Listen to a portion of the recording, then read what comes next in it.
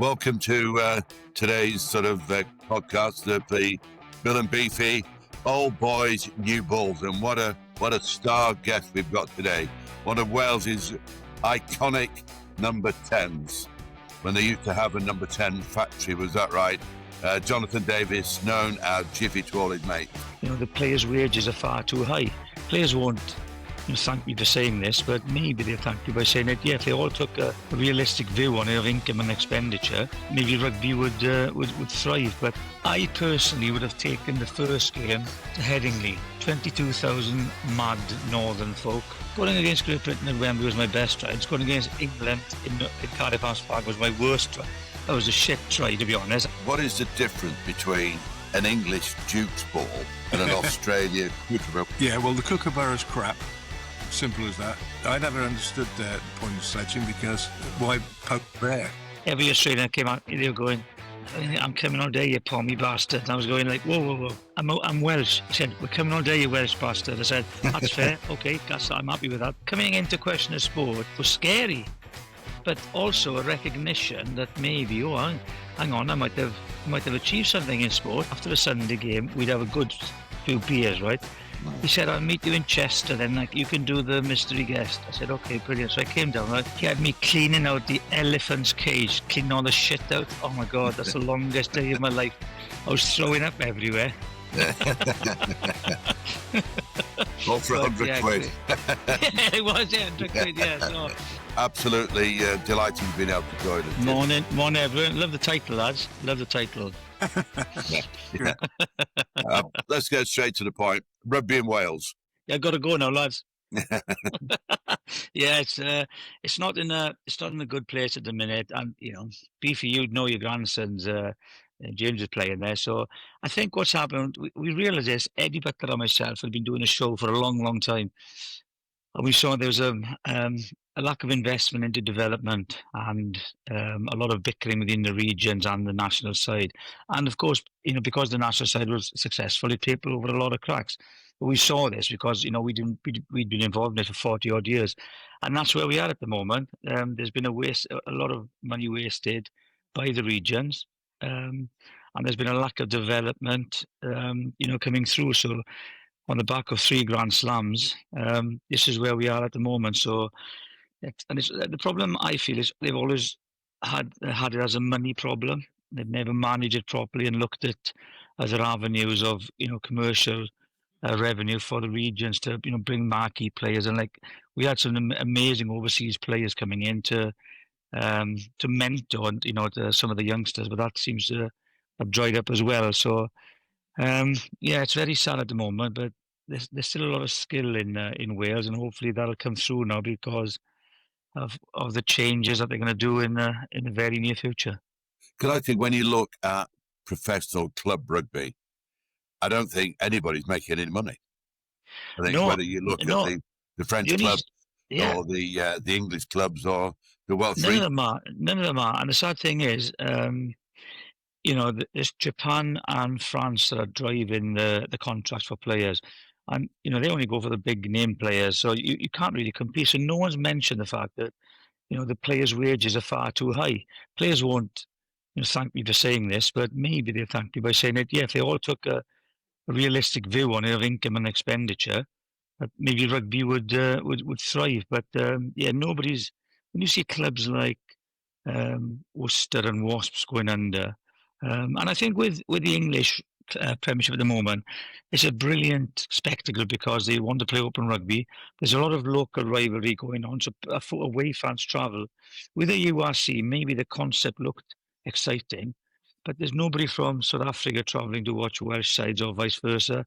Not many Irish or Scotland sides travelling, to Italy or to Wales or to South Africa. So, even then there's not great support. And as we all know, as a sportsman, at the end of the day, you play really because you really enjoyed that sport, and you play because you play in front of big crowds, and that's what you want really as a player. You want to play in front of big crowds in exciting encounters, and if you can do that every weekend, you're living the dream. Unfortunately, it's not. They're not supporting as well. During the games, which is sad.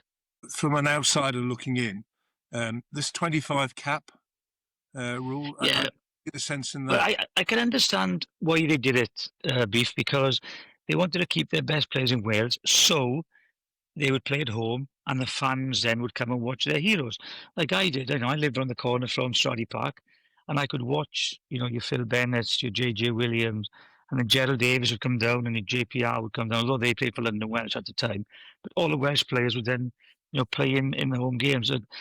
But for me, I can think they can scrap that now because there's not many players that would affect. And again, this year now, the outside of the international window, as you know, Bill, I think Wales plays South Africa. So there's a lot of our English players who can't play. So that's we need everyone we can get to play against South Africa. But unfortunately, that isn't the case. So there's a lot of changes going to be made in the next few weeks and months in Welsh rugby, and I'm not sure that the people in charge have got any skin in the game. Unfortunately, not at really understanding the culture and the values of the Welsh game. So I hope they've made a lot of kind of considered, educated conversations with people and come up with the best suggestions and the best ideas for Welsh rugby. There's nothing bigger when you were playing for Neath, playing against Llanelli, for instance, or Neath against Swansea back in the day. It would have been a full house, wouldn't it? Yeah, they were, and I even people kind of remember games of Neath versus Bath on a Wednesday night. You come home and I scored a try, and then they played it on Sports Night. Des Lynam played on Sports Night, which was the first time for me to be on real television. So yeah, those were brilliant days. Traveling to those games, knowing there's going to be a full house, knowing there's going to be kind of real fierce competition on the field. So I think they've lost a little bit of that now, and that's sad. Because I can remember all the lads that I knew played for Bristol, Bath, Gloucester. Their big games in September and October, basically over the Severn Bridge. Every Saturday or Wednesday, they were either hosting Pontypool or they were then going down to Stradey or what have you.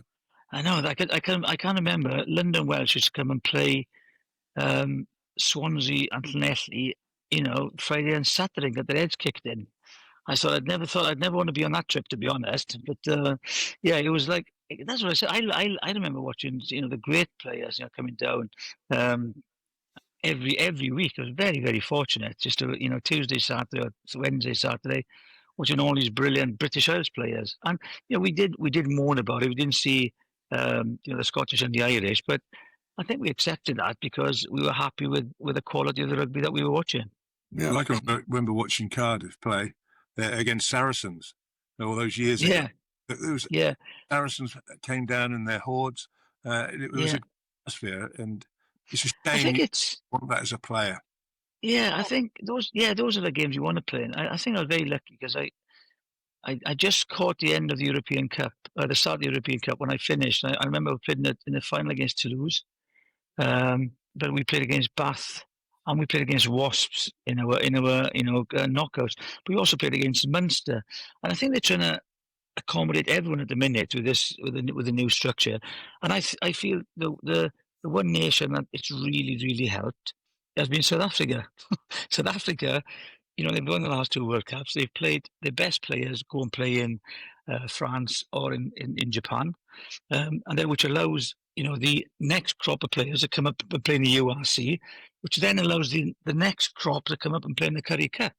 So they've experienced the Nations Cup against Australia, Argentina, and New Zealand. Club players then play against the European side, which they get used to, and the youngsters get an opportunity. So it's just showed how good the South Africans have been, how clever they've been, and because they've been the best side in the world over the last 8 years. So, but at the detriment of maybe the European sides. I think actually when you look at South Africa as well, the way how they played in that second test in Wellington, that was some performance. That I don't think I've ever seen a more complete performance because everyone goes on about the aerial battle now, but all their players are over 6'3" now. They got this outside half called Sasha something now playing, and he's 6'4". And what a dream that would be. It's like playing behind that South African pack. It's unbelievable. He's never going to be under pressure, is he? No, you would have showed him the outside, wouldn't you? Well, I showed him the outside. I think the trouble is he's 6'4". He'd run over the top of me, to be honest. But it doesn't really matter anymore. They're all massive. They're all massive. I don't know. You'd be on the wing now, Bill. I think you struggle for pace a little bit. But you'd be on the wing. I think talking of wingers.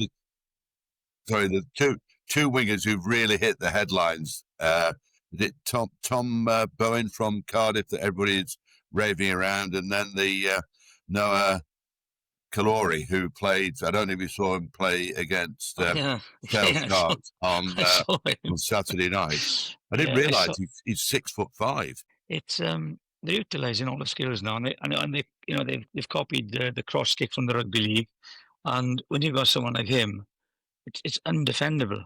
Yeah. It is. If you get the kick right, he was brilliant, right? So, and again, he's been thrust onto the scene now. As we all know, if he's good enough, get him in. Like, if you go 5 tries in the Premiership, I think you deserve a little bit of attention. So, and the other one, Tom Bowen. Well, he's the total opposite. He's about 4'2", and but what he does, he beats people. And I think with Wales, when you had Shane did that little bit extra and beat the first line of defence, and then you get momentum and you get quick ball, and then the spaces out wide. Maybe even now, Tom Bowen, I think, deserves to get into the national side. I think because he has the ability to do something out of nothing, and we haven't got a lot of players who can do that. People question his defence, but we haven't really seen that yet. His frailties, and I do think in a position where we are, do we nurture him or do we throw him in? And that'll be a decision that Steve Tandy will have to do when he sees him in training. Really. Yeah, I think he's a breath of fresh air. The way he runs around, he just leaves people for dead. He's gone past them before they know what's happened. And when I saw him, I was lucky enough. A friend of mine, his son plays in the under-20s with Wales, Steph Emmanuel. Now he's a good player, and I saw Tom play against Swansea for Cardiff year before last, and he scored a hat-trick out of nothing. And you're thinking, right, and he's kept on doing that into the next stage that of his development. So, let's see what does happen in the next few months, and because the autumn is going to be a severe test of the rugby boys, but also for the union to see just what effect the discussions on the regions are going to have on the national side, to see how many people are going to go and actually watch them, because I think a lot they'll open it up to the Japan game where they'll win that game. So maybe adults will take their kids to watch Wales win. But against the others, Argentina, New Zealand, South Africa, it'll be interesting to see how many tickets are taken up. It's a tough start for the new coach, isn't it, Steve Tandy? It is, yeah. It is. It's not a walk in the park anymore. So the Japan game will be a severe test to get a result. And then it's hold on to their horses to see how we go the last 3 games. But it's going to be as we all know, once you get up to international level, there's no really easy games, at whatever side you play these days. Right. But yeah, it's going to be a tough test for Steve. I've spoken to Steve, and he's a realist. He's a Ton Mawr boy, so just outside Meath. He knows what's expected, and he knows what challenges he faces. But I feel he's to take the position. He was very brave to do that because he was in a comfortable position. He was with the Scotland camp. Yeah, they were going. They were on the rise. So it's a brave decision, and I think everyone's backing him. I think he's such a lovely guy that everyone's backing him at the moment. So fingers crossed for him. Yeah, and also he brought in Welsh coaches as well, isn't he? Alongside Jones. Yeah, alongside him. He has, and but as we all know, what makes good coaches good players. So we'll see how they come along. Yeah, I just wonder if they want to bring an outside influence in sometimes just to freshen it up. Someone, talk about South Africa and places like that. Different attitudes. I think there's a reluctance to sort of move the coaching around, whereas it's the same in cricket. It's the same in all sport. Mm-hmm. I just think sometimes something new, fresh ideas coming from a side or around a side that's been playing the best rugby in the last 8 years, as you said. Someone like that would just make sense, wouldn't it? Yeah, I asked him about that. Because he's actually coached down in Australia, Then he went to Scotland. So, he's been brave enough to take his family around the world, educating himself really. And now he's got the opportunity to show what he can do. But I think, we had Gatland for a long, long time, and we were a very structured side, and if you didn't fit that mold, you didn't get picked. So, I think it'll be a bit of fresh air, and you'll have to adapt to the way the way that we play with the players that he's already got, which is not going to be the crash bang. You needed to go over the game line, but ultimately, he'll have to adapt to the players that he's got. So, and I think he's more open to being receptive to people maybe talking to him, and he can approach people. So it's going to be a breath of fresh air because Gatland was here for a long, long time, and everything was very similar. So it's going to be a new team, a new coach, and hopefully a new style of play, and maybe a little bit more success, I hope. Yeah, well, look at England. Farrell's not been picked, been left out of the squad, which I was a little bit surprised to see this morning. I think it's with England have got maybe, apart from South Africa now, England have got the biggest strength and depth. You've got a lot of players, and I think for England it's always been the case for me, Bill. I don't know what do you think of it, is how they play and who they pick. So, for me, it's always been who's plays 10, 12, 13 has been the biggest decision, and the style of play that they play. Because you've had so many good players in that position, I think they've maybe kind of haven't been sure which is the best way to play. So it'll be interesting to see how England go because they're always going to be in with a shot because their strength in depth. But Scotland are playing well. Ireland will be interesting this year as well because I'm not sure how they're going to play. It's the provinces have always been very, very strong and dominant, and maybe this year not so. So will that reflect on the national side? But as we know, the autumn is a big test for everyone. Yeah, tough series for everybody.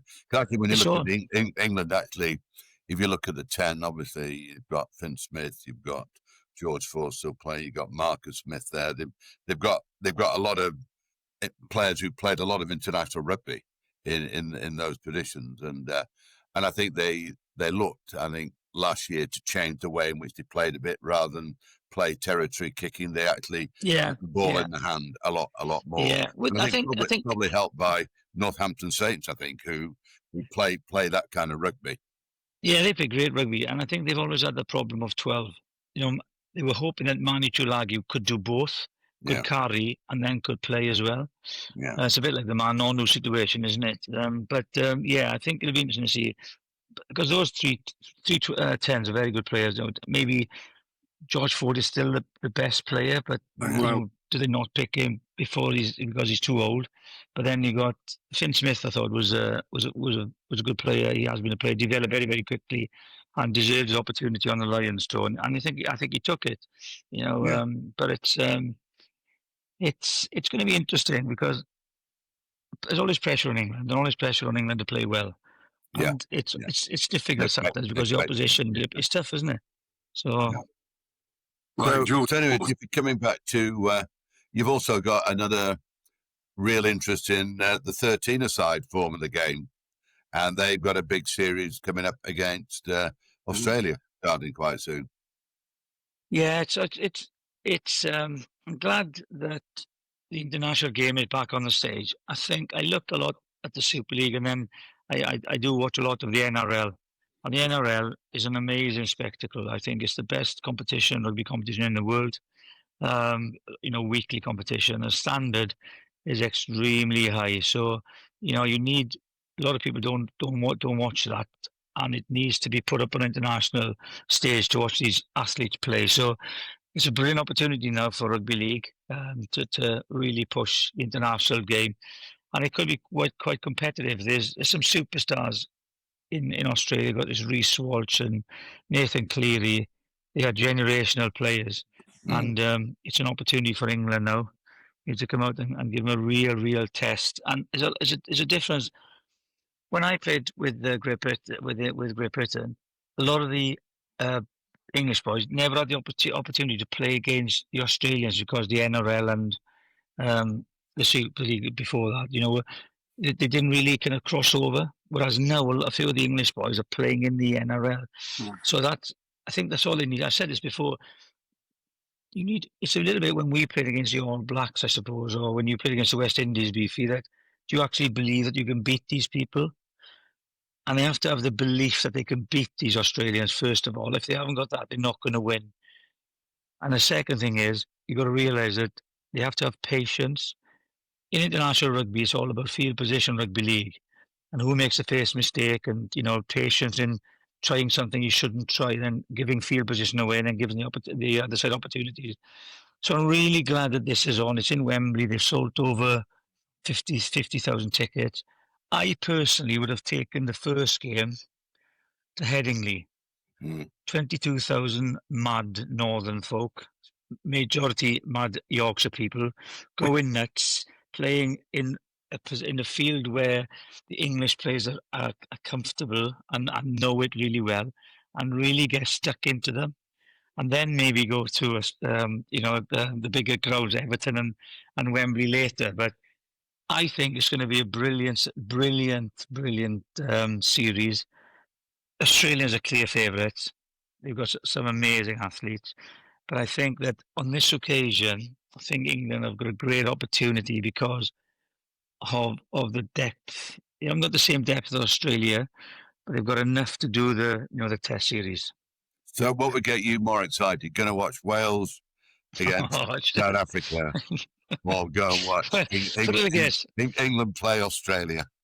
Going to watch Wales and South Africa this autumn, I'll be a bit worried, okay? I'll be excited. You're always excited.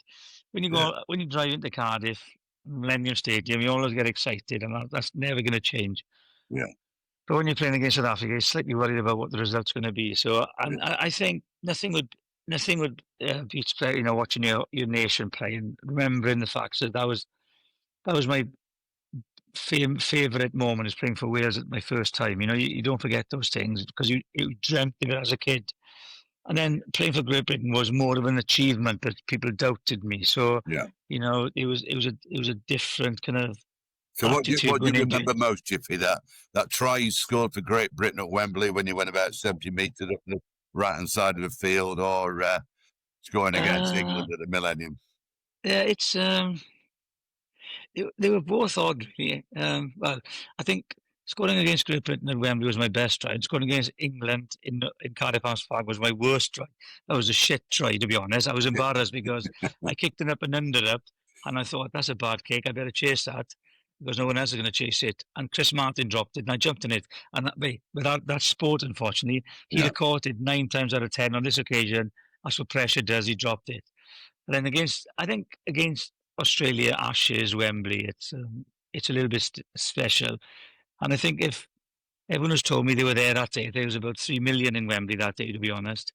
But it's special because I've been very lucky that I've scored most of my best tries on television. Usually when my contract was up as well, I have to add. But nothing. I think I've been very lucky. The sides that I've played for, or the league sides and playing for Great Britain, give me as much pleasure as playing for Wales, to be honest. And I've always worn my heart on my sleeve. And when you score those tries, it's an amazing feeling. But hopefully that outside halves and full backs for Wales and for England could replicate what I did against sides in the autumn and against Australia in Wembley. So, as you both know, boys, iconic moments. You never, with social media now, things will pop up on your phones or your iPads, and it's nice to be kind of, remember those moments because you create memories for yourself. I suppose you're selfish as a player. You want to create memories for yourself and to win things. But you don't. You forget that a lot of people go and watch them, and you create memories for those people as well. And it's nice to have those people go, "Well, I was there when you scored that try. I was there when you missed that tackle." You actually, I think, had a conversation with me about many years ago about Liam switching codes and going. Yeah. When that conversation, and he did it. But what was interesting, I asked him, when he eventually stopped playing, which game he preferred. And interestingly, he said league. And I said, why? He said, because it never seems to stop. You don't get those, resetting of scrums and etc. No, yeah, I think it is, Beef. It's one of these things where if you have a great game of rugby union, right, it's a brilliant game. And it's far more technical because of the forwards and the liners and the scrums and the the rucks and the mauls and all that. So, and if you play with a pack that's dominant, you have a lot more ball and you can play and you enjoy it. And if you're a wing or a centre like Liam and outside back like myself, if you don't have a pack that's winning, some games you don't feel you've taken part in it because you're only defending and a little bit part. And the key is then not trying to do too much because you haven't had enough ball and you're doing the wrong things. But when you go in league, it says 6 tackles, you have it, 6 tackles, we'll have it, 6 tackles. And there is you have more of an opportunity with the ball to show what you can do. So I understand if you speak to, people like John Devereux and Scott Gibbs, they all say the same because there wasn't so much of a dependence on the forwards to give you good ball. And maybe that's why they say that. They had more ball in hand and they could have more time to impress. Obviously, you had four less players on the field as well, which give you a little bit more space. So I understand it's, I think we've been lucky to have the opportunity to play, 2 sports. Yeah. Not many professional sportsmen have that opportunity. So Liam went to Wigan, which is a great club, and they're still in a great club in this year's grand final. So, but it's it's an interesting kind of idea. Which one's the best? Because you can't if you ask people wherever they're from, if they don't, in the London, Twickenham, they all say Union, or if they're in Wales or Scotland, or Union. But if you go to league, and especially as you both know, in Australia, rugby league is up there fighting with AFL for the biggest, contracts and the biggest television audience. So it's a really, but I've never seen or never kind of pitted one against the other.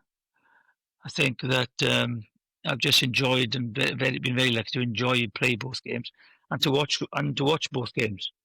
Well, the great thing is when you go to Australia as a player, whatever the sport, when you go there, you're not playing against those 12 or 14 players they're picking from. You're actually playing against 24.5 million people. Because they take their sport so seriously. Yeah, it'll be a really challenging time for the Aussies because they're expected to win. They're expected to win 3-0. And the way that the quality of the grand final this year, it would suggest that they should maybe win 3-0. And would any of the English players get into the Australian side? I doubt it. Yeah. But that when you walk on to that field and you're representing England against Australia, no one will even think of that. You are the best of the best in one country against the best of the best in the other country. And I think it's going to be a lot closer than what people think, because the last World Cup was a very close encounter, and Callum Watkins got ankle tapped, and it could have been, even closer. So there's something to build on for England, and it's a great opportunity. As Bill said, International Rugby League needs that stage, and the World Cup is going to happen next year. And Samoa, Tonga, and Fiji are going to be really strong because a lot of the Australian-based players now want to play for their home nation. So it's going to be this year, as you see, is going to be a brilliant platform for rugby league. Now, talking of World Cups in the 15-a-side game, obviously 2 years' time, Australia, the second time they've hosted it. Sort of, I think as Joe Smith has done a fantastic job with them as a team. If you look back to what they were 12 months ago to what they are now. Yeah, I was quite surprised, Bill, that they didn't have many warm-up games before the Lions, and I thought that was a kind of a weird kind of plan for them, because I can't believe how much they've come on since that first test. I thought the Lions would win 3-0, and I thought that after the Lions tour, how good are these Australian sides? And I don't think anyone saw that result against South Africa after the Lions tour. They have been absolutely brilliant since those Lions tours. So yeah, they'll be strong. New Zealand will be strong, South Africa will be strong. So the World Cup in 2 years' time will, I think, where will Ireland be in that time? Are they kind of maybe on the dip? England will be strong. And again, where will France be? So it's going to be... the French, when you look, I know it's sort of... it's the superstars of the globe who play in the French in the top 14.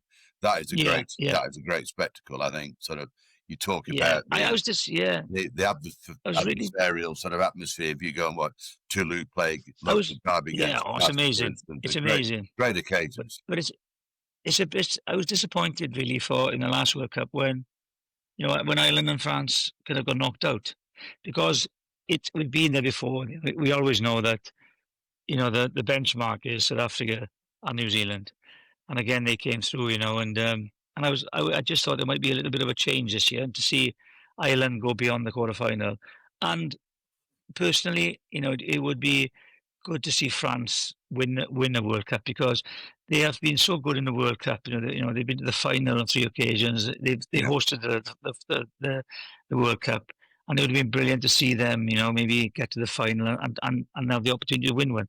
But as we know, sport doesn't give you a fairy tale ending, and both are beaten by better sides on the day, unfortunately. But the World Cup, again, for World Rugby Union, is a brilliant spectacle, and they appreciate that when that happens, how important it is to put that spectacle on. Yeah. Did you play in a World Cup? I played in the '87 World Cup. So we were there at the first one, where everyone went as amateurs and New Zealand were professional. So they won it easy. It was to see the World Cup grow from where it started to now is incredible. Is that when Wales finished third? Wales were third in the we finished third. We beat Australia in the third place playoff in Rotorua. So, and that's one record I'd like to see broken. Wales come in third, and we're still the best Welsh team in the World Cup. I'd like to see that record blown away and Wales get to a final.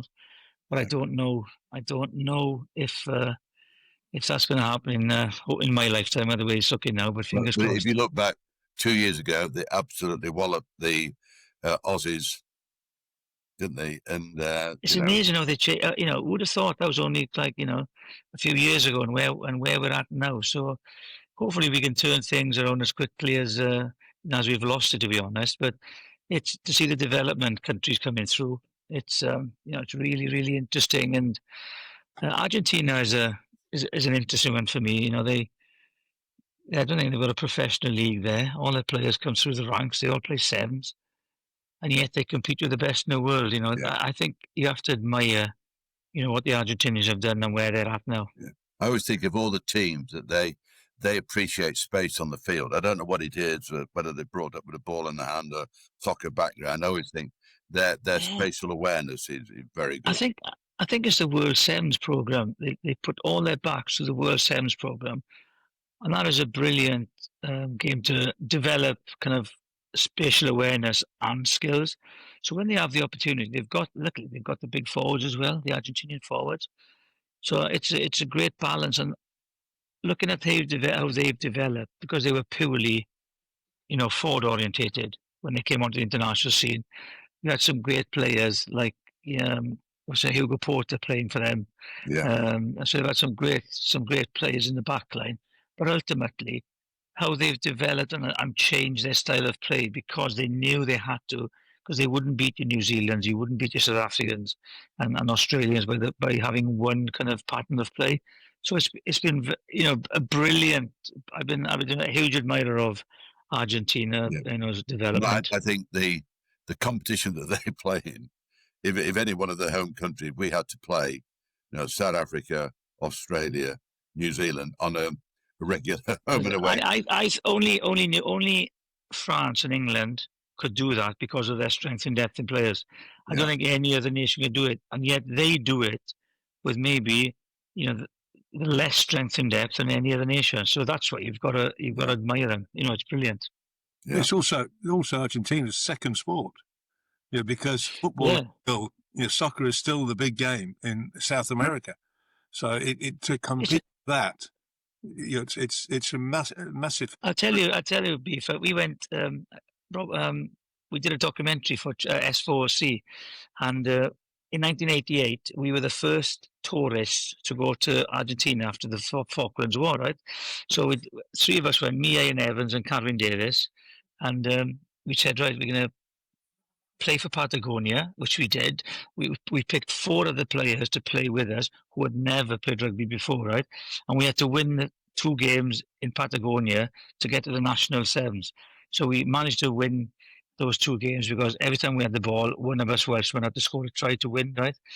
But it was a brilliant experience. And to understand their love for rugby, you say in Beef, like, football is unbelievable, right? It's mad over there. But the passion that they had for the rugby, was amazing. Not in the same numbers, but the passion was very similar. So kind of to experience that, and they welcomed us in, because of the Falklands, we weren't sure how they'd welcome us, but it was just a brilliant experience, and understanding how important rugby was for them as well as football, because you had these what they call them, sporting clubs. Buenos Aires Sporting, and they play they play polo, rugby, and maybe the higher class games. So there's a whole lot of people who want to be successful in rugby as well, which is brilliant, and I'm glad they're doing it. Yeah, great. It's good to see. Hello, I'm Ian McIntosh. I'm the host of the football podcast Route 1. What's Route 1? Why, it's football. Fast. No faff. It's never more than 15 minutes long, and it is not at home to Dr. Wibble. We cover a lot of ground, and we cover it quickly with experts. We're not interested in Roy Keane's latest rant or who's bantered who off on social media. We are only interested in the football. We'll give you the biggest stories from the biggest leagues, and sometimes we'll do France as well. Route 1. Give it a try wherever you get your podcasts. Just switching codes for a moment. Cricket, any interest still, Jiffy, in that? Yeah, I've got a mate now that obviously you got Glamorgan down the road in St Helens, and the historic venue of where Gary Sobers hit 6 sixes, and against the bowler Malcolm Nash. I remember I was in Barbados, and I walked into a golf club, and Gary Sobers was there, and I went, oh, and I got all excited, and and I went up to him and said, look, Gary, he said, as a guy, you remember that plays golf in my golf club back in Swansea. And I mentioned Malcolm Nash, and he just smirked because he remembered he'd knocked 6 sixes off him. so I do watch the cricket, and again, the Ashes. We got some friends who are going to Australia purely to watch it. I think it's Melbourne on the Boxing Day, and then in Sydney on the New Year's Day, isn't it? Yeah, and then Sydney's the last. So, yeah, do you ever come across a guy called Mike McCormack, Beefy? Mike McCormack. Why does it ring a bell? He was. I think he was in charge of the ECB, and he's big into the music. He's a good friend of mine, and he's always totally into the cricket. So yeah, we'll be definitely watching that. And again, who are the favourites for the Ashes? Is it Australia because they're home, or is it England because they've got such talented players? Yeah, it's an advantage being at home. Yeah, but I think that from what I've seen, it's all about the bowlers, because Pat Cummins has already gone down, and we don't know how he's going to at all. And we've got Archer and Woods. Are they going to get through? They've got to try and play every test. And the most important person is the captain, and he needs to be firing up as well. But he's had 2 operations on hamstring, one's bad enough. They tell me to have 2. I've always thought about it, right? That how with rugby, because you go into winters, it's quite similar, really, right? Maybe unless you tour South Pacific Islands, or maybe Japan, as well as it last year. There's definitely different, weather conditions, especially we don't have the British summers that they don't compare to the Australian summers, I suppose, or the Indian or Pakistani summers. So how much of an influence is the weather when you go to Australia? It is a big influence because, starting off in Perth, they're having any warm-up game. they're playing against the England A side, 4-day game. Well, yeah, hit that one, mate. Good, well done, lovely, great. It's going to be a bit different, though, when you actually walk into that stadium on the day, and the light in Perth is stronger. It always seems to be brighter there. The ball seems to get to you quicker. So there's a lot of things that go into the equation apart from just playing cricket. So I'm not overly impressed with the idea of just having a 4-day game before they play. I think that's wrong. And I think you've got to give yourself every chance. And that's the important. If you go undercooked, they'll seek you out. They'll go for the jugular. Yeah. It's Australia, I think, is number one sport in Australia, isn't it? Yeah, or AFL. Yeah, one of the two, and leagues there as well. So those are the three main. Yeah. The cricket, then it's all about, like, the summers of cricket. So there's not many challenges against it, is there? Well, just give you an example. Last Boxing Day Test match in Melbourne against India, 370,000 went through the turnstiles in the 5 days. There's a population of 24 million, and they've got masses there, and they're actually expecting this year, if there's still a game, if you're still in with a chance to win the Ashes come Boxing Day, then I think you'll find that the crowd will be as big, if not bigger, and they're expecting that. The hotels are all gone, sold, whatever, and it's like a fever. But if you can get on top and beat them in that first game, or hold your own in that first game, then I think your chances improve. The first test is crucial. So, Beef, can you tell me what is the difference between an English Duke's ball and an Australia Kookaburra? What is the difference in the ball? Because we play, you get a Gilbert rugby ball, and it's a Gilbert rugby ball, and most rugby balls are the same specification. Yeah, well, the Kookaburra's crap. As simple as that. It's awful. It doesn't stay hard. It goes soft. It's got no seam. In fact, there's no real point in having it. And I think that the world should actually unite and all play with the same balls. And the best ones are at the moment. They had some problems with them this year with the Dukes, but they day in, day out over the years, most bowlers would pick something like that. It's got a seam. It stays harder. Kookaburra, pretty awful. There's no other word. So what are they playing the series, the Kookaburra in Australia? Yeah. They choose. Yeah, well, they they know all about it, and for some reason we experimented with them over here. Why the hell do you want to do that? We don't want that ball. It's just not good enough. And they'll train with that. Then they'll train with that now, Beef, won't they? They'll train with that. They will do. They have to. Yeah, they will be. Yeah, but they're not doing that much training, are they? They're flying in. No. So it's I think the preparation needs to be more intense, and they need to be playing a better standard. But we'll see. We'll see what happens. We talked about it last week, didn't we, Beef? We said that the warm-up to the T20 series in New Zealand. And how many players who are playing in that at the moment are going to go to Australia? Well, is it a different squad? I don't think there's that many that are actually have played at all in Australia out of the England team that will be out there. I think a couple of them have played a few tests, but no one's. Ben would have played a few. The bowlers, when they're fit, have played. But to be honest, there's not a great deal of experience there of Australia. And as I said earlier, you're playing against the country, not the team. And you'll get abuse from the moment you land there. What are you doing here? Oh, you won't be needing that case. You'll be going home after 3 days. All that stuff. Like the welcome I used to get when I used to go to Cardiff. Yeah, I think that motivates you, isn't it? That motivates you. I think this depends on you. It depends on your character. I think if you get the abuse, I think you think, right, okay, they respect me and they fear me, so I'll show them now. I'll do something about it. If it gets on top of you, you're in big trouble. I think you're in big trouble. Well, they're all going about sledging and what actually happens. To be honest with you, they only ever pick out someone that they think they can affect. Yeah. They'll home in on one or maybe two players. And that's part and parcel of it. And it's correct. Most of the time, it's because they actually want to ruffle you up mentally, and then instead of you just going out there and playing and destroying them. So, yeah, look, I never understood the point of sledging, because why poke there? Just leave them be. Yeah, when I went league, that's all. There was always a reference to sheep up in England, being Welsh, obviously. So I got used to that. And when I went to Australia then to play for the Bulldogs, every Australian came out, they were going, "I'm coming all day, you pommy bastard." And I was going like, "Whoa, whoa, whoa!"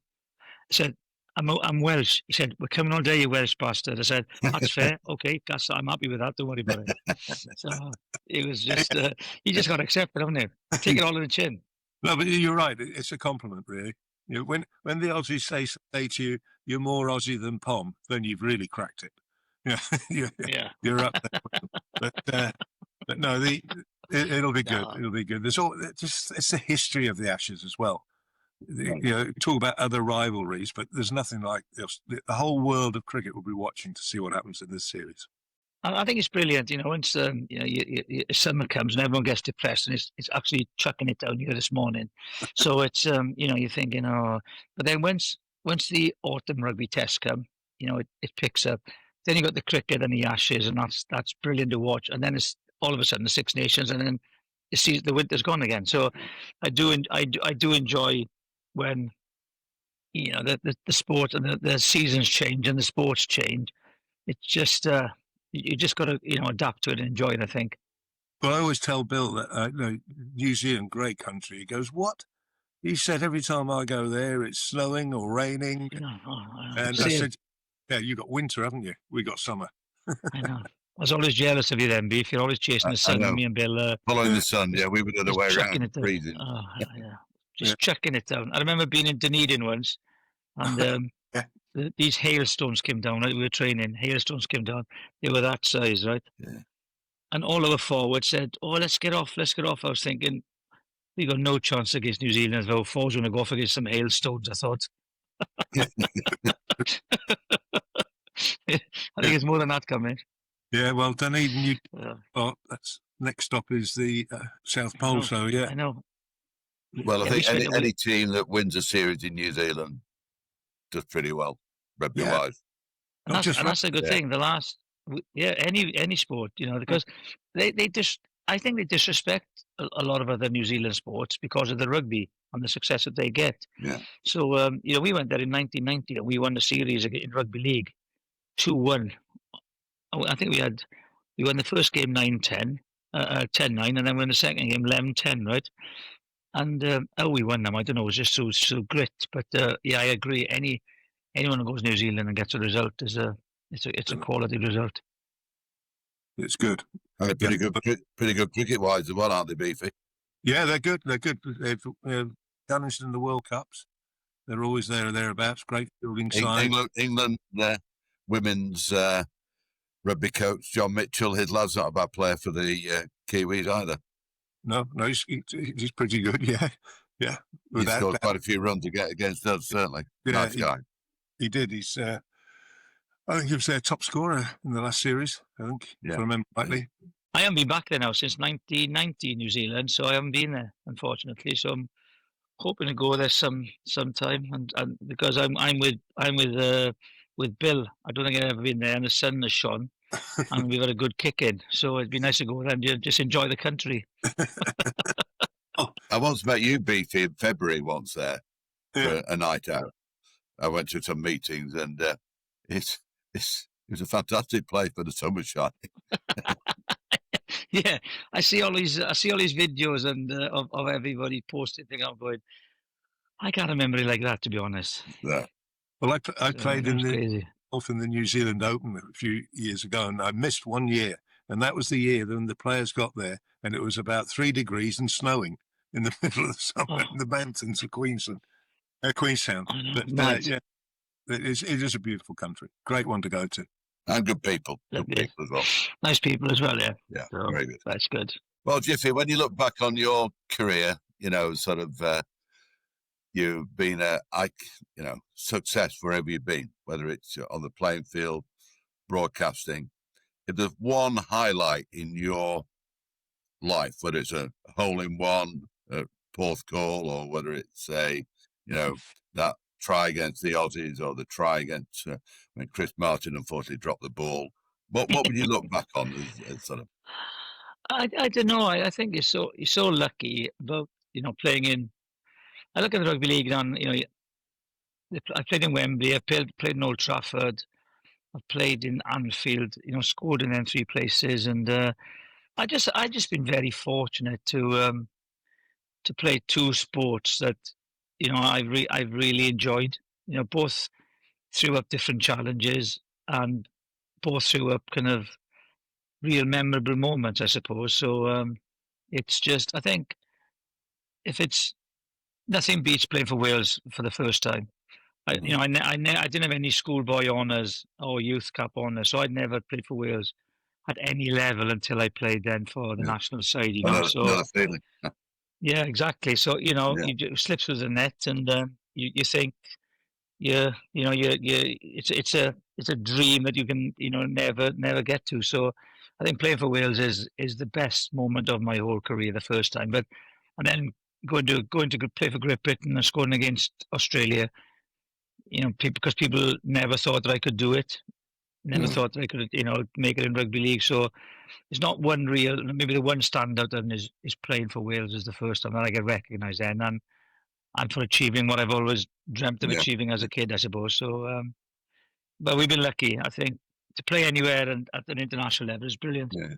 I suppose if you were playing in the modern generation, you wouldn't go to rugby league. You go to France or Japan. Oh, I'd be straight down to Toulouse or to Nice. Enjoy the sun, enjoy the food and the wine. Yes. And but then that's then would I have? Yeah, I wouldn't have had the opportunity. I wouldn't have needed to have gone. Yeah. And I was very lucky because I played in Australia as well for 2 seasons with the rugby league. And I played in the World Cup, and I played in so I played in Australia and New Zealand in rugby union and rugby league. It's just been lovely to look back and still kind of remember those memories and make friends from both codes. Yeah. So because we're very lucky, although we travel in the winter, Bill. We travel to some nice countries. Beefy does the longer, lovely, sunny tours. But I'm sure that gets a bit tedious and tough sometimes when you're playing and you're losing. So it's just nice, isn't it? Just nice to look back and say, well, we've been to some nice places, and we wouldn't have done it if we didn't play our sport, I think. Yeah, and also I think the people that you meet on that travel. Yeah. Well, I wouldn't have met you two, to be honest. Like the coming into question of sport, was it was scary, but also a recognition that maybe hang on, I might have achieved something in sport because you had to be a name to come on the program, and the program was unbelievable. Having the long lunches, I'm trying to having a thankfully editor cutting out the things you shouldn't have said. But it was and meeting other sports people, during those Sunday lunches and going to rugby league and meeting the soccer players, and I'm knowing still Ian Snoddins and your Mark Hugheses, Atherton, Neil Fairbrother's, all of these boys, I'd never have met if I hadn't have gone rugby league. Yeah. So it's it's sport. Sport is magnificent. I don't care whatever sport you get involved in. You just gotta cherish it while you play. Yeah. So you must have been one of the most record sort of guests on the program. I think Martin of Fire was probably one who was way up there as well. I think because I lived up near the BBC studio, someone dropped out.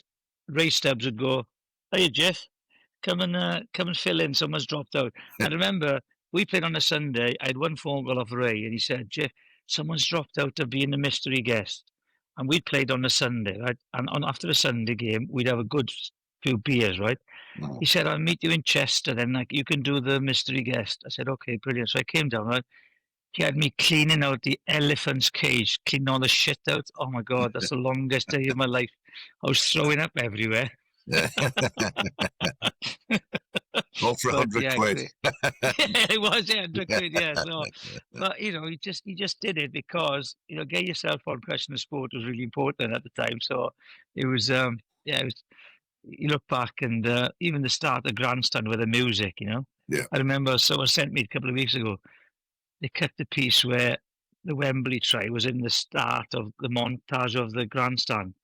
Oh, and if you've done that, you sit down and watch it every Saturday at 12:15. It's it was they were great. It was brilliant days, brilliant days, and we had some fun. I've been having a couple of days out with Beef, which has been a good long day out. Yeah. So it's been life has been fun, and we're still here to talk about it. Yeah. Absolutely. Stand pies.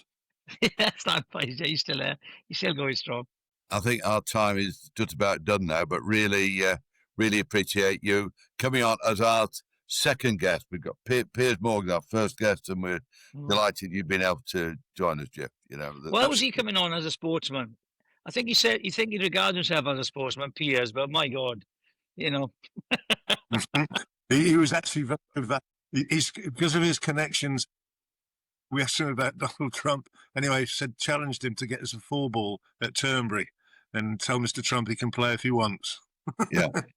Oh, that'd be good. Yeah, that'd be good. And I tell you, have you played Aberdeen? No, I haven't played that one. The Trump course up there. Unbelievable. Yeah. The Trump course in Aberdeen is unbelievable.